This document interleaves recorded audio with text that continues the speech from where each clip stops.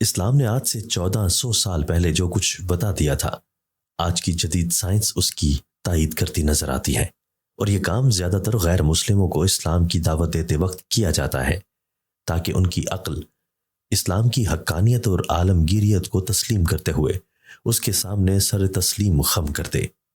اسلام اگرچہ سائنس کی تائید کا محتاج نہیں ہے، اور اس کا پیغام امن و سلامتی اتنا مشہور و معروف اور عالمگیر ہے کہ اسے مسلم ہو یا غیر مسلم دنیا کا ہر آدمی تسلیم کرتا ہے۔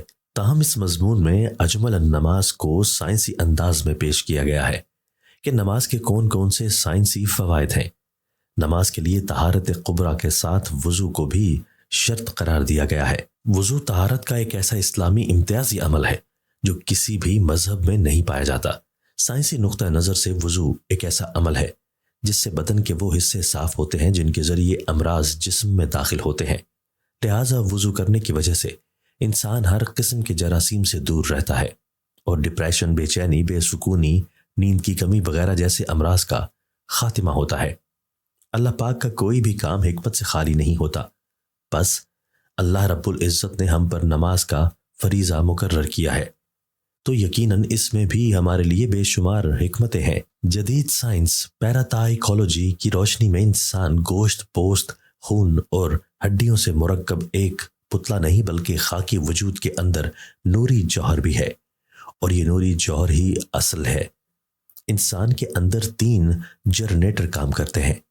انسان جب نیت باندھنے کے لیے دونوں ہاتھ اٹھا کر کانوں کی جڑوں پر انگوٹھے لگاتا ہے تو ایک خاص برقی رو کان کی جڑ میں موجود باریک رگ کو اپنا کنڈنسر بنا کر دماغ کی طرف جاتی ہے اور ان خلیوں کو چارج کرتی ہے جن کو شعور نظر انداز کر رہا تھا، اور جب یہ خلیے چارج ہوتے ہیں تو دماغ میں ایک روشنی کا جھماکر ہوتا ہے، اور تمام اعصاب اس جھماکے سے متاثر ہو کر دماغ سے اس خاص حصے کی طرف متوجہ ہو جاتے ہیں جن میں روحانی صلاحیتیں مخفی ہیں۔ دوسری طرف دماغ سے ایک برقی روح ہاتھوں میں منتقل ہو جاتی ہے، اور جب دوسرے جنریٹر نفس زیر نف پر ہاتھ باندھتے ہیں تو ہاتھوں میں موجود کنڈنسر سے ذیلی جنریٹر میں بجلی کا ذخیرہ ہو جاتا ہے، اور زیر ناف ہاتھ باندھنے کی وجہ سے جنسی نظام کو طاقت ملتی ہے۔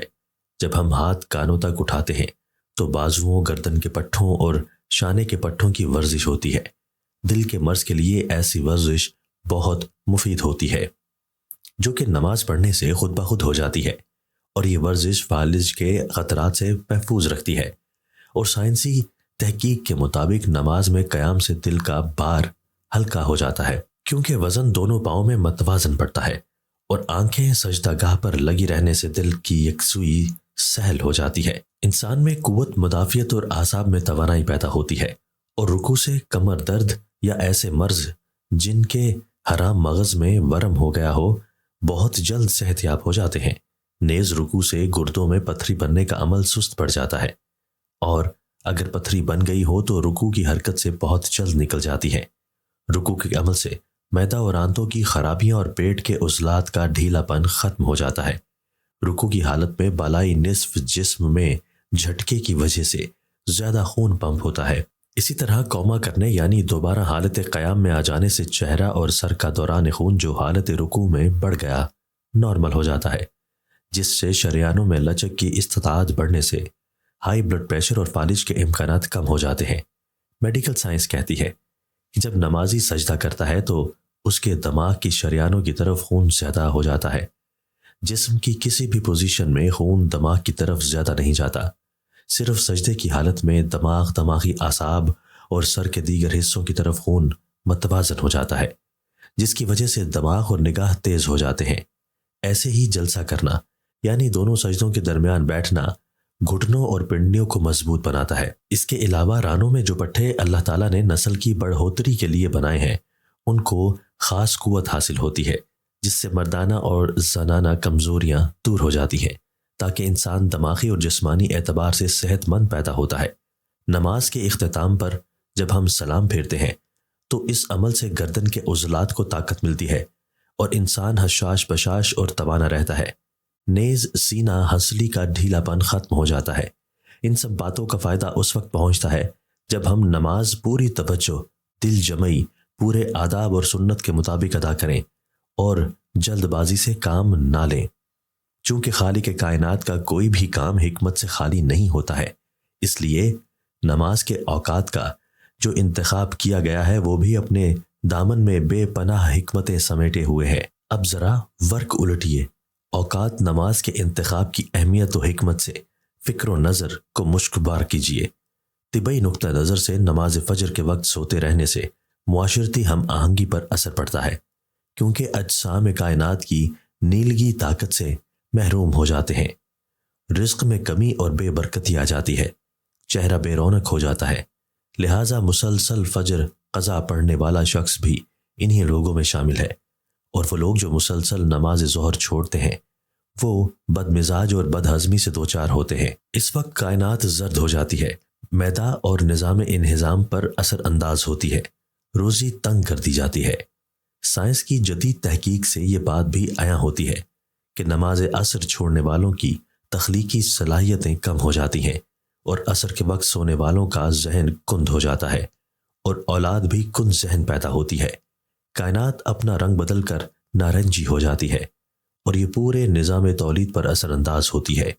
اور یہ بھی کہ مغرب کے وقت سورج کی شعاعیں سرخ ہو جاتی ہیں، جنات اور ابلیس کی طاقت عروج پر ہوتی ہے۔ اس لیے سب کام چھوڑ کر سب سے پہلے مغرب کی نماز ادا کرنی چاہیے۔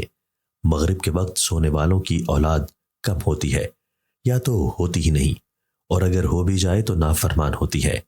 ماہر طب کا اس بات پر اتفاق ہے کہ نماز عشاء چھوڑنے والے ہمیشہ پریشان رہتے ہیں، کائنات نیلگی ہو کر سیاہ ہو جاتی ہے، اور ہمارے دماغ اور نظام اعصاب پر اثر کرتی ہے۔ نیند میں بے سکونی اور برے خواب آتے ہیں، جلد بڑھاپا آ جاتا ہے۔ مذکورہ باتوں سے آسانی کے ساتھ یہ نتیجہ اخذ کیا جا سکتا ہے کہ بے نمازی کی نہ دنیا ہے نہ ہی آخرت، کیونکہ یہ ہماری شیطان کے ساتھ گہری دوستی اور ہمارے گناہ ہی ہیں جو ہمیں اللہ تعالیٰ کے سامنے سجدہ ریز ہونے نہیں دیتے۔ بے وقوف ہے وہ مسلمان جس کو پتہ بھی ہے کہ پہلا سوال نماز کا ہونا ہے، پھر بھی وہ نماز قائم نہیں کرتا۔ جب جنت والے جہنم والوں سے پوچھیں گے کہ تمہیں کون سا عمل یہاں یعنی جہنم میں لے آیا، تو وہ کہیں گے کہ افسوس، ہم نماز نہیں پڑھتے تھے۔ اللہ رب العزت ہمیں نماز کی توفیق بخشے اور دارین کی سعادتوں سے مالا مال فرمائے، آمین۔